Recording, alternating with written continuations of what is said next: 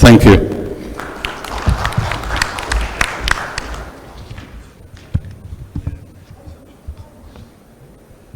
Okay, thank you for a great presentation. Now the other side of the story by Professor Sherif Essam, sirolimus coated balloons.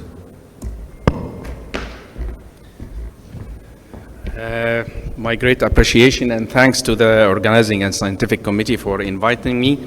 And now my role in this debate is to defend the sirolimus coated balloons.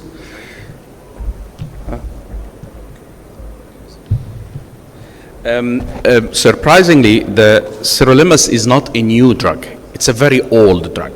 It has been there since the early 2000s, and it has been extensively used in the coronary territory, but it didn't gain much popularity in the coronaries at this stage, and I will explain why. And when I explain why, you will understand why the sirolimus is coming back again in the territory these days. First of all, the main differences between paclitaxel and sirolimus is that paclitaxel is a cytotoxic drug. Simply, it's a chemotherapeutic agent that kills the cell. It induces cellular apoptosis. On the other hand, sirolimus is not a cytotoxic in this sense or in this way. It's just an immunosuppressant. It only prevents cellular proliferation without killing the cell.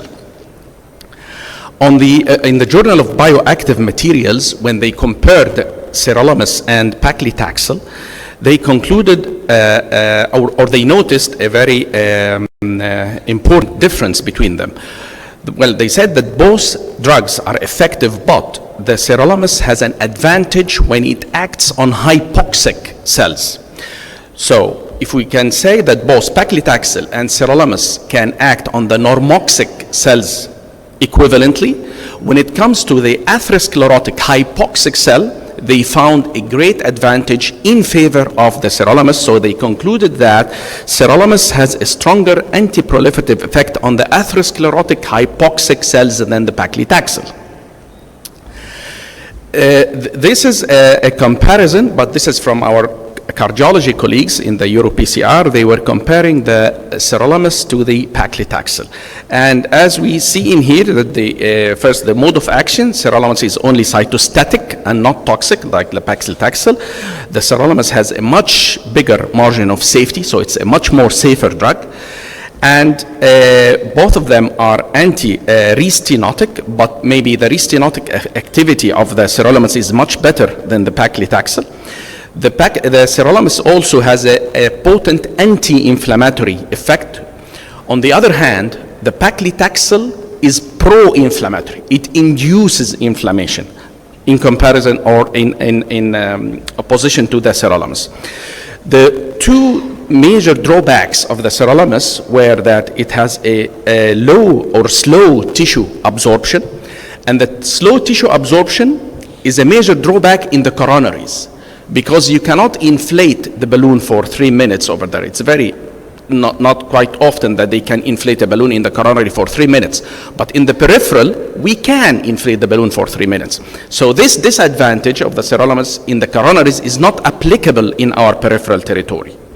The second problem is the tissue retention, because the tissue retention of the sirolimus is lower than the paclitaxel, but this has been overcome by the new technology like the encapsulating the particles, and this has improved the tissue retention. So that is why I was saying that the sirolimus is not a new drug, it's an old drug, but the disadvantages of this drug when it was used in the coronaries have been overcome now in the peripheral territory, and very good solutions have been found to it. This is one of the major drawbacks of the paclitaxel, the halo sign. The halo sign is known to be a chronic inflammatory degeneration in the arterial wall. And surprisingly, this chronic inflammation is long-standing. It's a chronic process. It has been observed to be chronic and progressive. So over 2 years of follow-up, this chronic inflammation in the wall continues with the paclitaxel. And this, in certain cases, has led to aneurysmal wall degeneration. And few patients treated with paclitaxel eluting stents have been treated for aneurysms over the paclitaxel stents. So, in conclusion, the sirolimus has overcome the current drawbacks of paclitaxel in what way? First of all, it stuns the cell. It puts the cell to sleep, but it does not kill the cell as paclitaxel. Second thing, that the sirolimus induces less inflammation and hence less arterial wall degeneration and less possibility to aneurysmal degeneration. And the third thing is that sirolimus has a much wider therapeutic range and safety margin. This is a head-to-head study, the Sirona trial. It's not published yet, but as you can see that the main primary investigators, Professor Thomas Zeller and Professor Dirk Scheinert, they are investigating a head-to-head comparison, sirolimus versus paclitaxel, and the results are still awaited. Last week in the VIS symposium in the United States, Andrew Holden, he's the primary investigator of the SWING trial, and he quoted that the 2-year safety and performance results of the SWING trial showed very promising results for the sirolimus. And this is finally just to show you the Professor... in effect, kills the cells in the wall of the artery, whereas sirolimus stuns it, puts it to sleep for a while, and then when it wakes up, the cells in the artery wall are no longer stimulated by the injury that we caused, and then that will not lead to restenosis. So potentially it's a very good drug, and it has some other attributes. It's a very powerful anti-inflammatory agent too. So a combination of simply stunning the cells in the wall of the artery and reducing inflammation should lead to very good outcomes.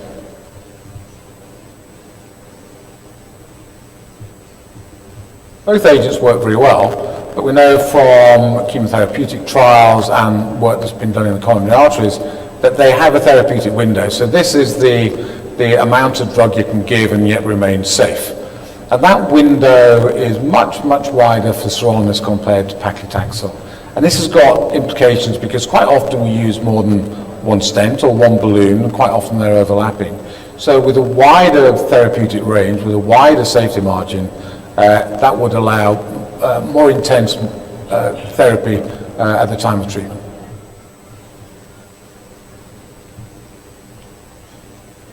Because paclitaxel kills cells, then it's killing the cells in the wall of the artery, and it's reducing the amount of connective tissue there as well. And what we're finding is some patients are coming back with local aneurysm formation. Now, I don't think that's likely to be an issue with sirolimus. So I think sirolimus is likely to have less systemic problems and much less likely to have local toxic effects on the artery. So in here, Professor Peter Gaines has also highlighted the importance of the wider therapeutic range of sirolimus in comparison to paclitaxel, because on so many occasions we might need to use more than one balloon or stent, and of course the area of overlap between the balloons and stents will definitely receive much more drugs. So the wider therapeutic range of the drug you're using puts you in a much safer place. And thank you so much for your attention.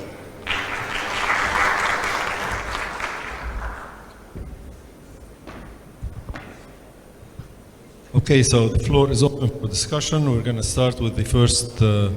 Actually, let me make some, since Dr. Maresh is not here, anyone from the audience has any comments on the hybrid revascularization? While hearing anything, I would like to make a point that we have used this technique very